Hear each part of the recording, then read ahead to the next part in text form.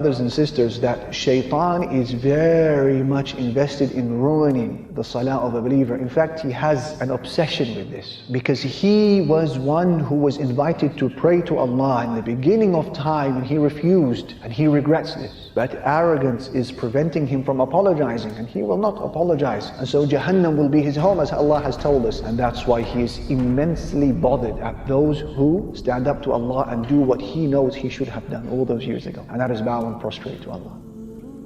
His first line of attack on you and I is to convince us that there is no need to pray. Salah is futile. So you know many people from your family perhaps, or your friends, may Allah protect them and guide us all, who don't pray. Shaytan has successfully convinced them that salah is futile. There's no need for it.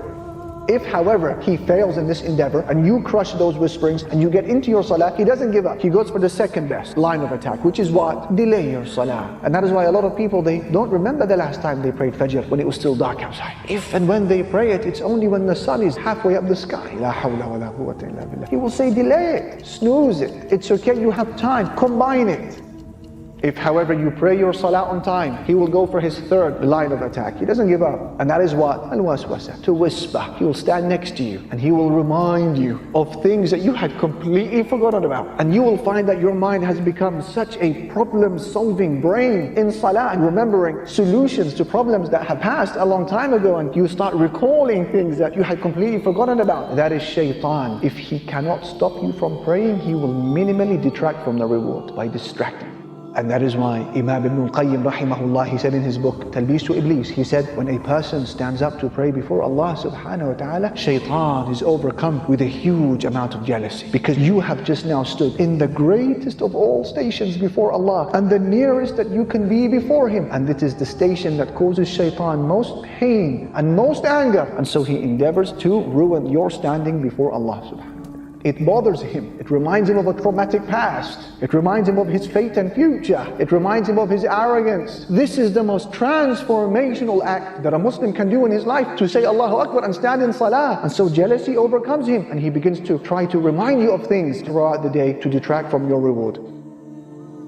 And so you are to remember, my brother, my sister, that when you are now beginning your salah, imagine that your wage for that salah, figuratively speaking, has been placed in front of you. And you need to hold on for just 10 minutes or so during your salah. And if you manage to pray a salah with khushu', attentiveness and humility, you will pocket every penny of that wage. But be careful, you need to be on guard, you need to be vigilant, because there is a thief. Every time you get caught slipping, you get caught nodding off, you get caught looking around with your eyes or with your heart, Shaytan has stolen some of that wage. And that is why by the time you finish your salah, some people will pocket the full wage, some people will pocket only half the wage, some people will come back with a third, a quarter, and some people will go with no reward of the salah. And that is why when Aisha radiallahu anha, she asked the Prophet sallallahu alayhi wasallam about al-iltifat, looking around in salah. What did he say? Looking around in salah is theft, which Shaytan steals from a person's salah. So where is your heart, and where are your eyes, and where is your focus on salah? That's why you begin your salah with A'udhu billahi minash shaitanir rajim. Ya Rabbi, help me. Ya Rabbi, assist me. How many of us have walked away from our salah, while Shaytan, he is now walking away in a state of hysterical laughter, because he knows what he has done to our salah. And that's the difference between praying with khushu' and praying without khushu'. I give you a benchmark. I give you a litmus test.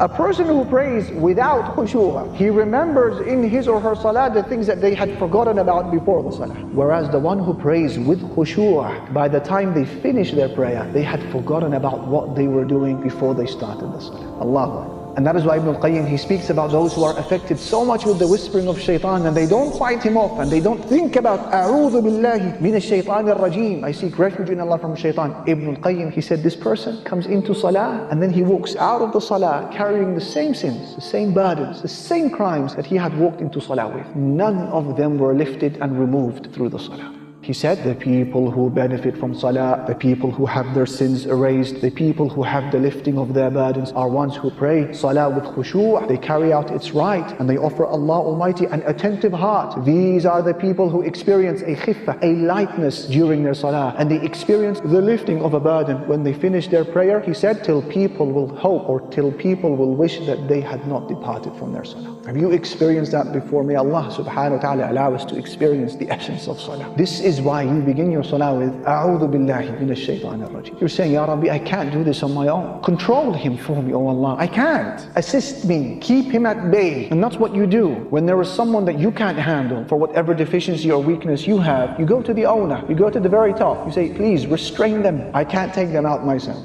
And this is the analogy given by Imam Ibn al-Jawzi. He said that one of our pious predecessors said to his student, what will you do in the situation where Shaytan has beautified for you sins? You can't stop sinning. Whether it's things you're looking at and listening, touching, inhaling, smoking, buying, selling, whatever it may be. He said to his student, what do you do in a situation where Shaytan keeps tempting you to sin? The student, he gave the answer that you and I would have given, which is fight Shaytan away. He said, what if Shaytan comes back a second time? He said, I'll fight him away. And what if he comes a third time? He said, I'll repel him, I'll push him away. He said, that's the long route. And then he asked him a question. He said that if you came across a herd of sheep and then the dog of the shepherd came running after you and started barking and prevented you from continuing your journey, what do you do? He said, I will try to repel the dog as much as I can. He said, this is the long way. He said to him, what you need to do is you need to go to the shepherd. You need to go to the owner of the dog and tell him to restrain his dog. That way you'll be able to pass.